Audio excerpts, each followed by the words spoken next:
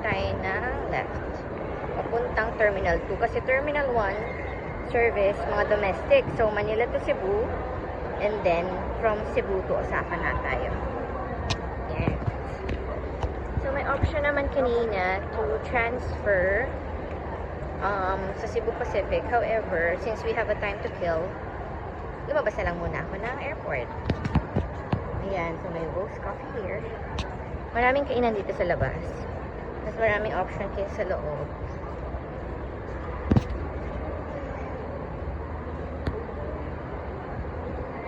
Yan, meron din capsule hotel.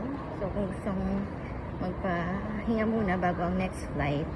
However, since budgetarian tayo, hindi na tayo gaganyan. Yan, so, ito na yung walkway.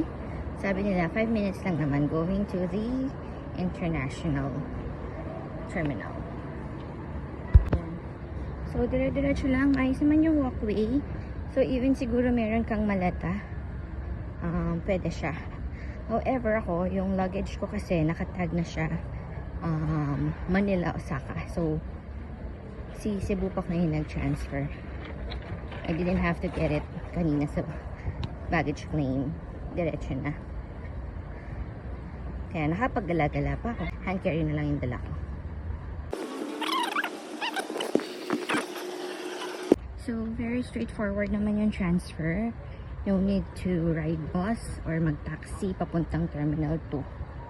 And also, maganda rin daanan, covered actually. So, maski na may luggage ka, convenient lang siya. Kasi ang dami pang parking space. I'm not sure kasi siguro gabi na. But mas convenient mag-travel dito as compared to na iba.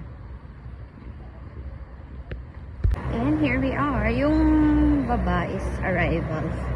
So, we need to go to the second floor. Dun sana ako. Kaso nga lang, may mga nakatambay. So, mag-stairs lang sana ako. So, maghanap na lang tayo dito ng elevator. Ayun, meron doon.